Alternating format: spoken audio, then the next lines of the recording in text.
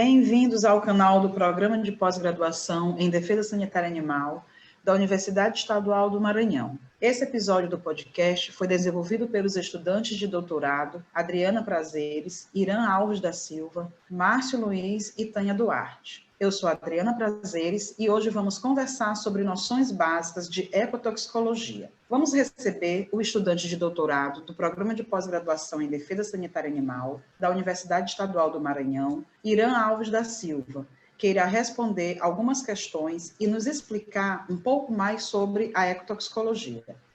Vão me ajudar nesse debate outros dois colegas, o Márcio Luiz e a Tânia Duarte. Seja bem-vindo, Irã, ao nosso podcast. Vamos logo iniciar, Irã, com uma pergunta mais simples.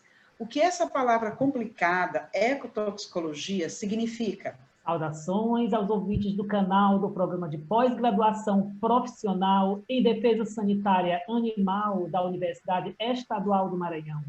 Então, pois bem, a ecotoxicologia é o ramo da ciência que estuda os efeitos tóxicos dos poluentes sobre o meio ambiente, ou seja, a ação tóxica da poluição sobre os seres humanos, o ecossistema e tudo que o engloba, por exemplo, os animais, as plantas. Me fala, Irã, é possível que esses efeitos possam causar o aparecimento de doenças e morte de animais e plantas? Qual o perigo que isso representa? Muito interessante, não é, Adriana? Sim. Vamos lá a resposta do Irã. Sim, a ecotoxicologia alerta para os danos ocorridos nos diversos ecossistemas por substâncias químicas que representam riscos.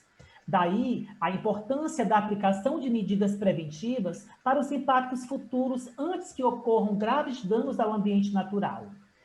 A finalidade da ecotoxicologia é saber em qual grandeza as substâncias químicas, isoladas ou em forma de misturas, são nocivas e como e onde manifestam seus efeitos. Além disso, essa ciência permite a compreensão das atividades humanas e dos processos naturais que, eventualmente, podem causar fontes de contaminação nos ecossistemas com graves consequências ecotoxicológicas. E como podemos identificar essas substâncias químicas, Irã? Quais seriam, por exemplo? Fala mais aí. Então, diversos tipos de metais, hormônios, derivados do petróleo, dioxinas e furanos são exemplos práticos de substâncias de ocorrência natural, mas que são motivos de preocupação dada a alta concentração que são encontradas em alguns locais e por ter a capacidade de provocar danos aos seres vivos. Além disso, os metais não são degradados, ou seja, eles não se decompõem naturalmente, pois são feitos de materiais sintéticos e podem, portanto, se acumular no tecido de organismos vivos, causando disfunções metabólicas e ou até mesmo malformações em fetos humanos. Os hormônios, eles podem causar desregulações endócrinas com consequências no crescimento, no desenvolvimento e na reprodução. Alguns hidrocarbonetos encontrados em combustíveis fósseis, como carvão e petróleo, se acumulam nas gorduras de animais e podem provocar câncer. As dioxinas e furanos são produzidos na queima de carvão e também de florestas. São bastante tóxicas e comprovadamente carcinogênicas. Nossa, então são muitas as substâncias nocivas aos seres humanos, animais e plantas, o que gera grandes preocupações. Irã, e sobre os pesticidas e medicamentos, o que você tem a dizer? Com certeza, os pesticidas e as substâncias farmacêuticas, no caso, os medicamentos utilizados por seres humanos e por animais, não existem na natureza, foram criados pelo ser humano. E é importante enfatizar que outra classe de substâncias vem tendo crescimento. São os produtos da nanotecnologia, conhecidos também por nanopartículas. Sua aplicação tem sido desde componentes de drogas, passando por nanotubos, com aplicação em óticas, no segmento eletrônico e na arquitetura, onde existem relatos de danos à saúde humana e também efeitos tóxicos em microcrustáceos. Diante dos seus esclarecimentos até o momento, percebe-se o quanto é importante sabermos mais sobre esse tema que é a ecotoxicologia, não é mesmo? Exato, Adriana. A ecotoxicologia é uma ferramenta importante e indispensável na avaliação da toxicidade de diversos compostos. Os seus resultados demonstram o potencial tóxico das amostras estudadas por meio da utilização de organismos bioindicadores, onde vários parâmetros são analisados durante os testes, como, por exemplo, a mortalidade, a natalidade, o crescimento, a taxa de alimentação, dentre outros critérios e parâmetros. Irã, como são esses testes?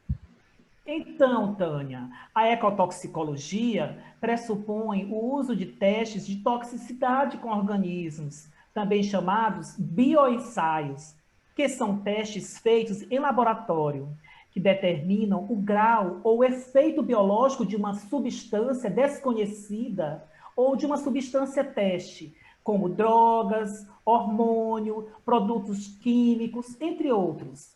O teste é feito por meio de comparação experimental do efeito da substância testada com efeitos causados por uma substância conhecida em uma cultura de células vivas ou em um organismo teste. Então, por meio desses testes, podemos avaliar, primeiramente, a concentração na qual a substância provoca efeitos adversos observados em 50% dos indivíduos observados. Posteriormente, se a substância é capaz de provocar câncer e de provocar danos ao feto. Depois, se a substância é capaz de desregular alguma atividade hormonal. E ainda se tem tendência a se acumular em tecidos específicos, como, por exemplo, o adiposo, o nervoso ou órgãos como o fígado e o rim. Então, Irã, é só observar os peixes que dá para saber se houve algum problema? Alguns desequilíbrios ambientais são tão fortes e evidentes que podem ocasionar uma mortalidade de peixes e outras espécies que vivem nos rios e mares.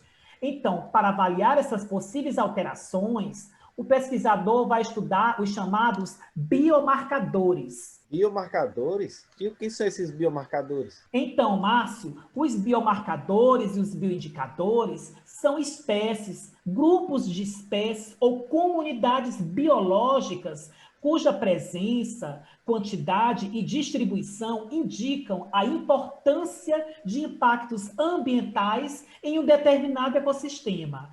E isso quer dizer que podemos avaliar impactos ambientais estudando alguns animais no local do seu habitat. Por exemplo, no caso de uma contaminação em um rio por algum agrotóxico utilizado em uma lavoura, é possível avaliar efeitos deletérios em determinados peixes de um determinado rio. Então, os animais aquáticos e os seres humanos podem ter problemas ocasionados, por exemplo, pela ausência de coleta e tratamento de esgotos e pela falta de coleta regular do lixo? No tocante aos animais aquáticos, pode acarretar morbimortalidade acentuada.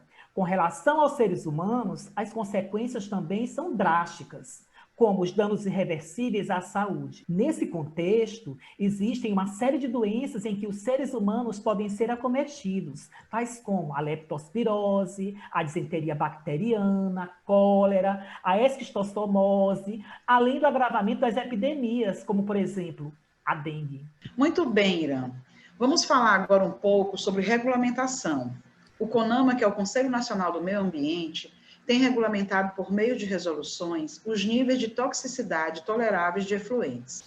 Você considera essencial que a população, sobretudo a ribeirinha, conheça essas resoluções? Sim, inclusive eu creio que a sociedade ela deve tomar conhecimento e também participar das decisões.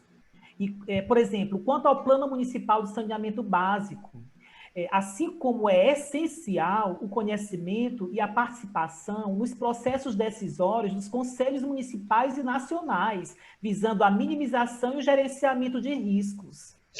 Irã, outros resíduos importantes são os resíduos de serviços de saúde, aqueles gerados em todos os serviços relacionados ao atendimento à saúde humana ou animal e que pode ser proveniente de laboratórios, farmácias de manipulação, universidades com cursos da área da saúde, entre outros.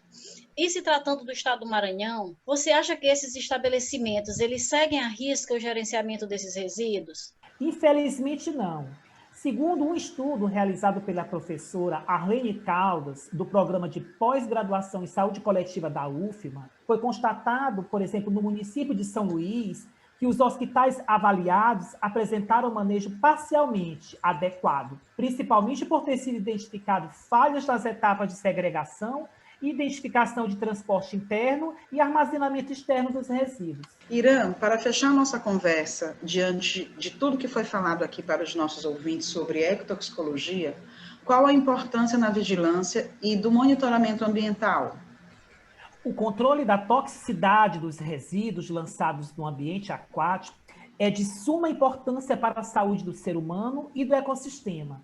Para tanto, diferentes tipos de testes podem ser utilizados para avaliar a toxicidade do agente tóxico e garantir que este não irá causar danos à biota. Os resultados dos estudos ecotoxicológicos podem ser empregados como instrumento de vigilância no acompanhamento contínuo das condições dos ecossistemas, de maneira a detectar impactos ambientais ou decorrentes de implantação de empreendimentos produtivos, podendo ser utilizadas como prova cientificamente fidedigna no âmbito das alterações ambientais provocadas de forma criminosa. Nossa, esse bate-papo foi muito interessante, Irã. Bom sabermos sobre esse assunto tão importante que é a ecotoxicologia.